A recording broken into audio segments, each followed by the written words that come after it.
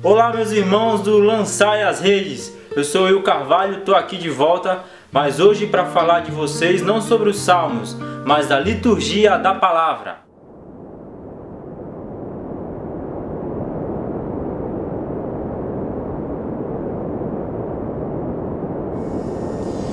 Eu vou jogar minhas redes onde o Senhor me mandar. Então meus irmãos, como vocês já viram, quem foi à missa no domingo sabe, quem assistiu o último vídeo do Júnior sobre liturgia sabe, desde domingo passado nós iniciamos um novo tempo na Igreja Católica, na nossa igreja, que é o tempo do Advento, o tempo de espera. E assim como o Júnior falou, se você quiser ver mais um pouco aprofundado, ouvir algo mais aprofundado a respeito disso, você pode clicar aqui nesse link aqui, que tem aquilo que o Júnior falou mais aprofundadamente sobre o tempo do Advento. Mas, resumidamente, o tempo de Advento é um tempo de espera realmente. Diferente do tempo da Quaresma, não é um tempo de tanta penitência, de tanta introspecção. É um tempo de felicidade porque é um tempo de espera, espera da vinda do Senhor.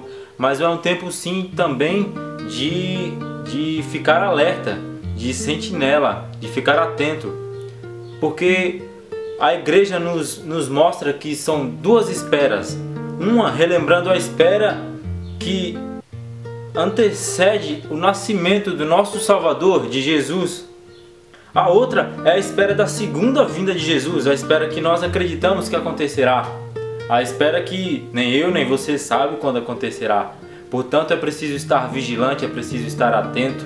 É preciso que não abandonemos nossa vida de oração, nossa vida de busca pela santidade, para que quando o Senhor voltar, e Ele voltará, nós estejamos prontos, preparados, para que no julgamento final nós recebamos uma sentença agradável.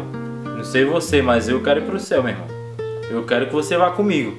E estarmos aqui hoje partilhando essa palavra, lançando essas redes, é um sinal de que, um sinal pequeno talvez, mas sim, um sinal de que estamos tentando ficar atentos.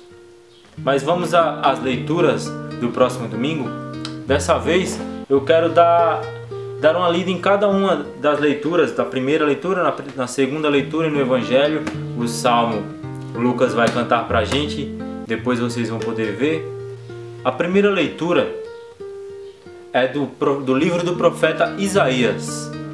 Ele está no capítulo 40, do 1 ao 5, e depois você vai pular do 9 para o 11. A palavra do Senhor diz o seguinte: Consolai o meu povo, consolai-o, diz o vosso Deus. Falai ao coração de Jerusalém e dizei em voz alta que sua servidão acabou e a expiação de suas culpas foi cumprida. Ela recebeu das mãos do Senhor o dobro por todos os seus pecados. Grita uma voz: preparai no deserto o caminho do Senhor, aplanai na solidão a estrada de vosso Deus, de nosso Deus. Nivelem-se todos os vales, rebaixem-se todos os montes e colinas, endireite-se o que é torto e alisem-se as asperezas. A glória do Senhor então se manifestará, e todos os homens verão juntamente o que a boca do Senhor falou. Sobe a um alto monte, tu que trazes a boa nova a Sião. Levanta com tua força a tua voz, tu que trazes a boa nova a Jerusalém. Ergue a voz, não temas, dize às cidades de Judá: eis o vosso Deus, eis que o Senhor Deus vem com poder, seu braço tudo domina, eis com ele sua conquista, eis à sua frente a vitória. Como um pastor, ele apacenta o rebanho, reúne com a força dos braços os cordeiros e carrega-os ao colo. Ele mesmo tange as ovelhas mães. Palavra do Senhor. Esse texto corresponde ao início da profecia de Isaías, que está lá no final do capítulo 40, e ele é um movimento de esperança, que é narrado de uma forma poética pelo pelo profeta, suscitado por Deus com relação ao povo que está exilado na Babilônia.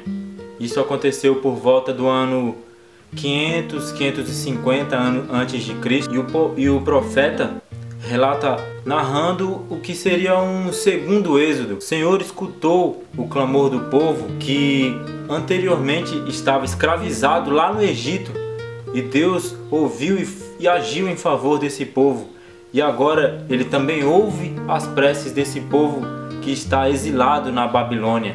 Ele sabe do sofrimento dele, e apesar do que é nos passado e o que muitas pessoas acreditam, o nosso Deus Pai, o Deus que é narrado no Antigo Testamento, não é um Deus carrasco, não é um Deus mau, não é um Deus ruim, porque senão não é Deus. Seria contraditório imaginar um Deus assim. O nosso Deus é um Deus bondoso, e esse Deus olha com misericórdia para o seu povo que está exilado na Babilônia e dá a eles a certeza de uma terra prometida. Assim como naquela época, quando o povo de Deus estava escravizado no Egito, ele foi guiado pelas mãos de Deus através do deserto. Este povo da Babilônia também é guiado pelas mesmas mãos bondosas de Deus, para que ele seja liberto desse exílio que eles estão passando na Babilônia. E o que mais interessa a eles é a certeza de que na frente há um horizonte cheio de bênçãos e cheio de tudo aquilo que Deus preparou para eles, porque Deus é um Deus bondoso, nosso Deus é um Deus bondoso. É interessante notar que esse segundo êxodo, teologicamente falando, aponta para um êxodo ilimitado, porque é a libertação em plenitude, porque ela acontecerá com a vinda de nosso Senhor Jesus Cristo, com Emmanuel, o Deus conosco, porque a partir de então Deus está conosco de fato. Aqui o Verbo de Deus se fez carne, Jesus, que é Deus e é homem, se faz presente no nosso meio, e é daí que parte o terceiro e definitivo êxodo, que é o êxodo que nós, eu, você, participa agora nesse momento, que é um êxodo de caminhada, de fé, de muitas tribulações, assim como aconteceu no deserto, assim como aconteceu na libertação do povo que era escravo no Egito, dos exilados na Babilônia. Nós passamos por muitas tribulações, mas assim como eles, nós devemos continuar caminhando e com fé, porque nós acreditamos que o nosso Deus é um Deus fiel, e no final dessa caminhada há uma recompensa, e é a maior recompensa de todas aquelas que nós poderíamos querer e almejar, que é a vida eterna. É, enfim, a libertação para todos sempre. Não é a libertação simplesmente de um poder opressor, de senhores violentos. Trata-se da libertação única e completa, aquela libertação que todo ser humano anseia no fundo da sua alma, a libertação eterna. A segunda leitura é da carta de São Pedro, capítulo 3, versículo 8 ao 14. Uma coisa vós não podeis desconhecer, caríssimos, para o Senhor um dia é como 1000 anos, e 1000 anos como um dia. O Senhor não tarda a cumprir sua promessa, como pensam alguns, achando que demora. Ele está usando de paciência para convosco, pois não deseja que alguém se perca. Ao contrário, quer que todos venham a converter-se. O dia do Senhor chegará como um ladrão, e então os céus acabarão com barulho espantoso, os elementos, devorados pelas chamas, se dissolverão, e a terra será consumida com tudo o que nela se fez. Se desse modo tudo se vai desintegrar, qual não deve ser o vosso empenho numa vida santa e piedosa, enquanto esperais com anseio a vinda do dia de Deus?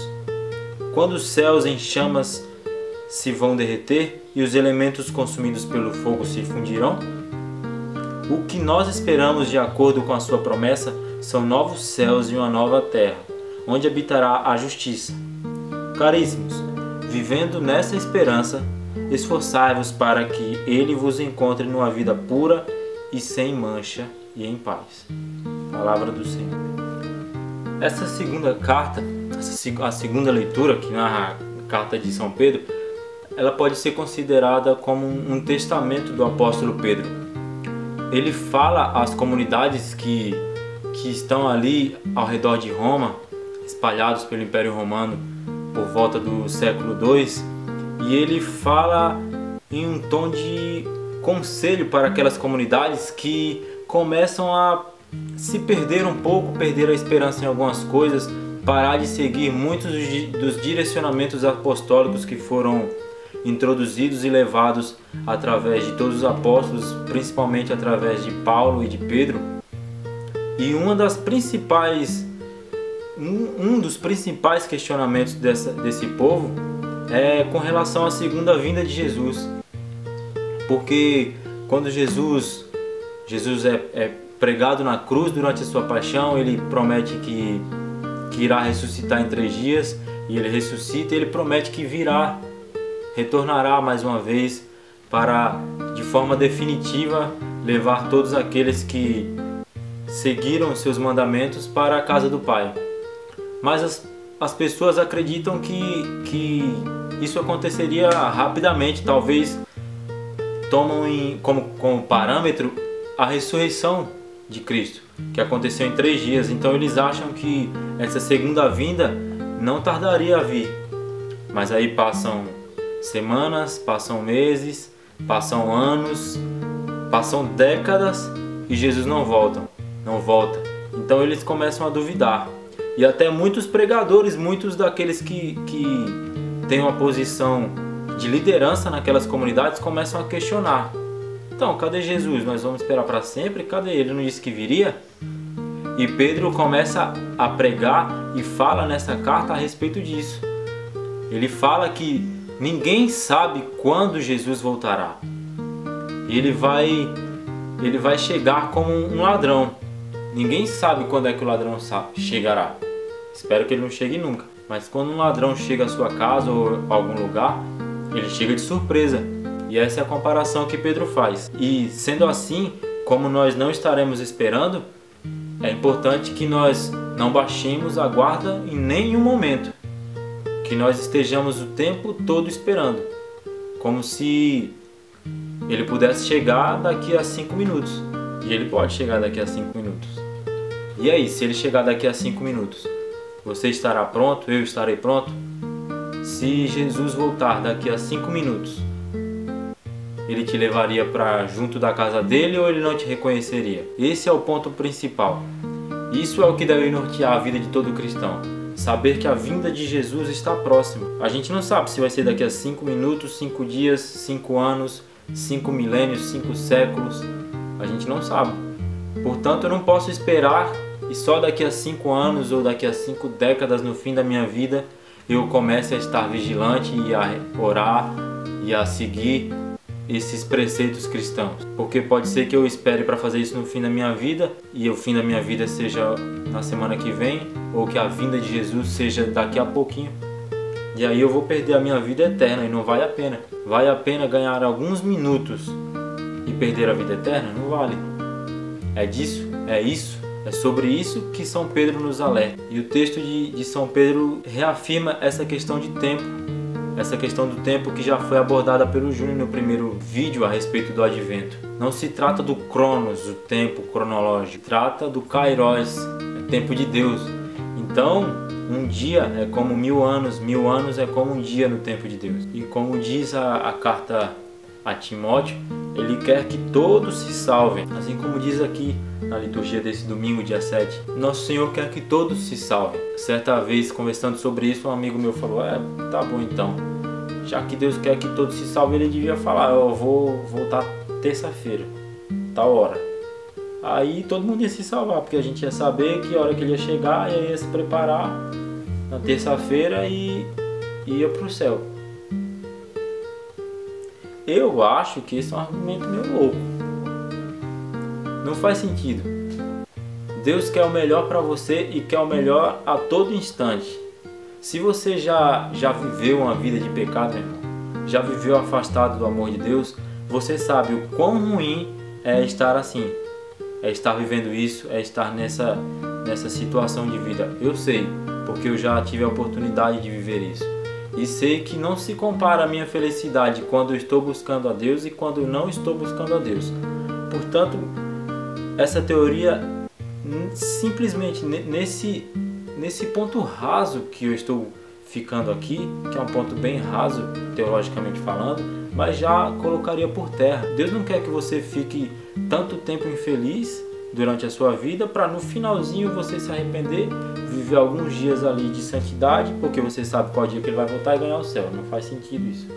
Ele quer que você busque dia a dia, porque ele sabe que é perto dele, é na presença dele, é buscando tudo aquilo que ele te ensinou e que ele quer para você, que você vai ser feliz. E ele quer essas coisas para você porque ele te conhece. Ele te conhece desde antes de você estar no ventre da sua mãe, ele conhece o seu coração, ele sonda o seu coração. E ele quer que você seja feliz. Portanto, seguir todos esses preceitos é importante não só para que quando o Senhor volte, nós ganhemos a vida eterna, mas também para que nós vivamos nossa felicidade. Porque só de mãos dadas com Ele isso é possível. E São Pedro nos alerta por conta disso. Nós estamos vivendo o tempo do advento. É o tempo de espera, espera do Senhor, espera da data do dia que Ele nascerá, mais uma vez, e nascerá no coração de cada um, e nasce a cada dia, a cada ano, mas também dessa segunda vinda do Senhor, que nós não sabemos quando acontecerá, mas Ele acontecerá. Será como um ladrão, chegará de surpresa. E Deus ajude que nós estejamos preparados. Por fim, eu vou ler o Evangelho de São Marcos, capítulo 1, versículo 1 a 8, que diz o seguinte: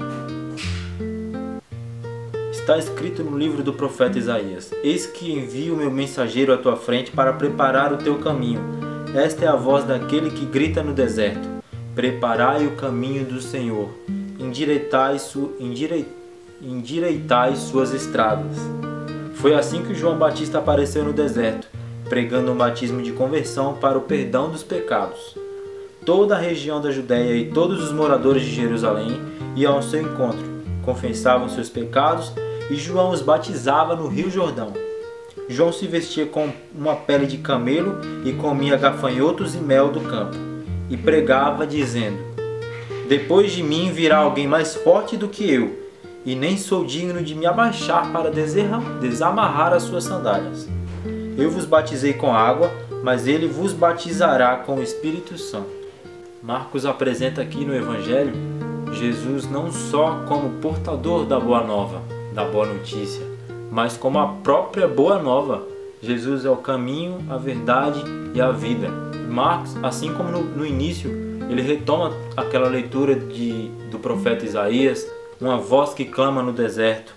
É o profeta, o último profeta, o grande profeta, João. João que é primo de Jesus. E João é um grande exemplo para nós porque João soube esperar. João vivia no deserto. Ele não vivia nos grandes centros, ele vivia com humildade, vestido com couro de camelo, comia gafanhotos para viver. Porque a única intenção e o único propósito de vida dele era preparar o caminho do Senhor. E ele batizava com água, ele proclamava a palavra de Deus, ele anunciava a vinda de Deus, mas ele sabia e direcionava e mostrava a todos aqueles que aquele que iria batizar com o Espírito Santo ainda estaria por vir. E era Jesus, o nosso Salvador. João nos ensina como viver um tempo de espera. Talvez fosse difícil para João viver aquele tempo sem ter a certeza concreta, de fato, de que logo mais Jesus chegaria. Jesus chegou, ele viu com os próprios olhos como foi anunciado que aconteceria para ele, que o Espírito Santo desceria sobre ele, sobre Jesus, e assim aconteceu. Mas ele talvez vivesse essas angústias de não saber, meu Deus, será que eu estou perdendo meu tempo? Mas ele seguia firme, e é tomando João como exemplo que nós devemos agir. Mesmo nas horas em que talvez a desconfiança bata, talvez o cansaço da caminhada, porque a caminhada é longa e o cansaço bate, nós devemos seguir, porque nosso Senhor sempre foi fiel conosco, sempre. Nós que somos infiéis, mas Deus não foi. Deus nunca foi e não é infiel. Tudo aquilo que Ele prometeu, Ele cumpriu e vai cumprir. E é isso que devemos lembrar. E as leituras deste domingo nos remetem a isso. Nos remetem longas caminhadas, longos períodos de espera. Ele relembra a escravidão no Egito, relembra os exilados na Babilônia, relembra toda a luta dos primeiros cristãos logo após a ressurreição de Jesus, da luta de Pedro com as suas comunidades, aqui de João, a luta de João durante toda a sua vida preparando o caminho para Jesus. Foram períodos longos, nenhum desses períodos foi de uma hora para outra, nenhuma dessas foi vou te libertar da escravidão do Egito e pá, quebrei as grades, toma aqui uma casa com piscina para vocês todos, comida, toma aqui o seu lar, toma aqui, vocês estão de volta à casa de vocês, está logo ali na esquina, é só ir, tem um ônibus aqui. Não foi João, prepara o caminho de Jesus e ele foi lá, escreveu uma carta aqui, pessoal, aqui ó, Jesus vai voltar, vai ser desse jeito e pronto. Não, todos eles sofreram e sofreram não durante alguns minutos, alguns dias, mas sofreram durante anos. Mas era um sofrimento que valia a pena, era um sofrimento que tinha fôlego, porque o fôlego, o ar que enchia o pulmão de cada um deles e dava fôlego para que eles continuassem naquela caminhada, era a certeza de que a palavra do Senhor é infalível, de que Deus é fiel e que ela se cumprirá. E o Senhor nos prometeu, o Senhor nos deu a palavra de que voltaria mais uma vez, o nosso Senhor Jesus Cristo, aquele que deu a vida por nós na cruz e ressuscitou, que prometeu que ressuscitaria e ressuscitou, aquele que está presente aqui até hoje nos nossos dias através da Eucaristia, da palavra. Ele continua aqui no nosso meio, mas ele vai voltar de uma vez por todas. Ele nos prometeu isso e ele disse: estejam atentos, meus filhos, estejam atentos, porque eu vou voltar e quando eu voltar eu quero que todos aqueles que permaneceram atentos comigo venham para a casa que eu estou construindo para vocês no céu, na casa de meu Pai. E aqueles que não seguiram os meus conselhos, não seguiram minhas ordens, não estiveram comigo, esse eu não os reconhecerei. Meu irmão, eu quero ser reconhecido. A liturgia desse domingo fala sobre isso, sobre esse advento, sobre essa espera e de como nós devemos nos comportar diante dessa espera. O Papa Bento XVI fala sobre esse tempo do advento, falou em uma homilia no ano de 2009 de uma forma muito bonita. Ele diz que o advento é o tempo da presença e da espera eterna. Precisamente por esta razão e de modo particular, o tempo da alegria, de um júbilo interiorizado que nenhum sofrimento pode anular. Ou seja, o tempo de advento é um tempo de espera, de retidão, de comprometimento, mas não é um tempo de tristeza, não é um tempo de luto como é o tempo da quaresma, um tempo mais retraído. É um tempo de júbilo. Nós sabemos que o Senhor virá, o Senhor renascerá, o Senhor nascerá no Natal e o Senhor virá mais uma vez em sua segunda vinda. Isso é digno de louvor. A alegria pelo fato de que Deus se fez menino, esta alegria invisivelmente presente em nós, encoraja-nos a caminhar com confiança. Modelo e ajuda deste íntimo júbilo é a Virgem Maria, por meio da qual nos foi oferecido o menino Jesus, que ela, discípula fiel do seu Filho, nos conceda a graça de viver este tempo litúrgico, vigilantes e diligentes na esperança. Vamos pedir, assim como o Papa Emérito Bento XVI pediu quando ainda era Papa, atuante na Igreja Católica em 2009, que Nossa Senhora, ela que esperou primeiramente Jesus no seu ventre, esperou o nascimento de Jesus no seu ventre, que nós possamos seguir o exemplo dela e esperar da maneira mais correta, da maneira mais adequada, para que esse seja um tempo de crescimento para cada um de nós. Vamos repetir. Modelo e ajuda deste íntimo júbilo é a Virgem Maria, por meio da qual nos foi oferecido o menino Jesus. Que ela, discípula fiel do seu Filho, nos conceda a graça de viver este tempo litúrgico, vigilantes e diligentes na esperança. Amém.